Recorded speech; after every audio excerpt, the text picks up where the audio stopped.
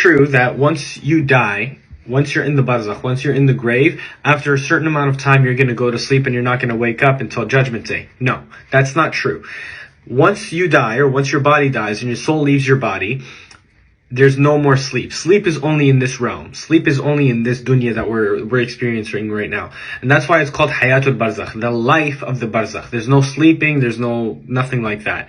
And the life of the Barzakh, it's either a glimpse of the blessings and the bounty and the opulence that you're going to experience in paradise, or it's a ditch of the fire, wal-'iyadhu billah. And in that life, in Hayatul Barzakh, you are either one of three people. You're either one of three people.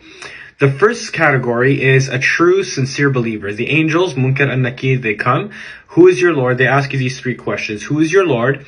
What is your way? What is your religion? And who is the messenger that was sent to you? My Lord is Allah. Islam is my way. Muhammad sallallahu alaihi wasallam was my messenger. And they opened up a portal for him, showing him the fire. And they would say, هَذَا مَقْعَدِكَ مِنَ النَّارِ إِن كَفَرْتَ. This would have been your place. This would have been your station in the fire had you rejected. But then it's closed off and it's sealed and it's never opened up for that specific person again. And then another portal is open, but this portal is the portal of paradise. And they say, this is what's going to be waiting for you on the other end.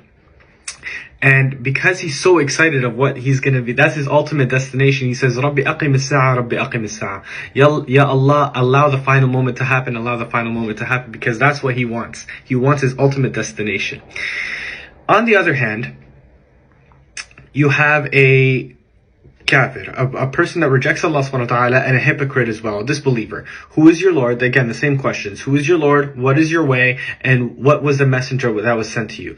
And he's gonna be like, stuttering, and then they're gonna be like, and he's like, I don't know. La a'lam. He's like, I don't know. And the angels say to him, you never knew, and you didn't know, and you didn't answer. And they hit him on the head with a hammer that is so strong, and it's so harsh. This strike is so strong, it's so mean, that he screams out in such agony that everything in creation hears it except for the living jinn and the living human beings. Animals hear it. Us human beings that are alive, that we don't hear it.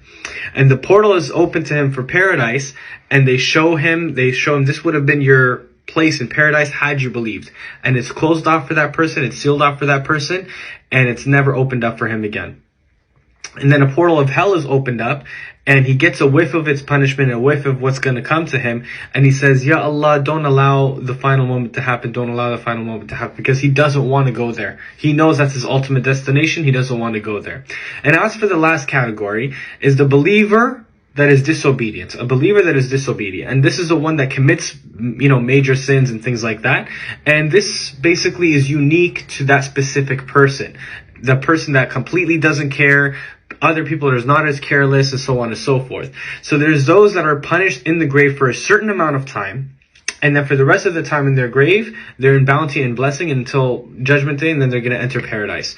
And there's others that are going to be punished in their grave, and they're also going to be punished in the akhirah. They're also going to be punished on the Day of Judgment. And then after that amount, they're going to go, after they serve their time in the grave and after they serve their time in the fire, wal-'iyadhu billah, that's when they're going to enter paradise. Because it just depends on how many sins that they had done in this dunya, and the amount and how big they were. Zina, fornication, alcohol, riba, things like that. And this is because the punishment of the grave lightens up the punishment of the akhirah. And then after that, he's going to get paradise. And some people may ask, do people really go around and talk to people of the grave? And this is something that some scholars mention something about it, but there's nothing really solid. There's nothing really firm about this, because this has to do with ghaibiyat. This is something that only Allah subhanahu wa ta'ala knows. But what's important to know is that a believer is busy being blessed and a disbeliever is being punished. Nobody really cares, or nobody really knows about this kind of stuff. So we'll leave it at that.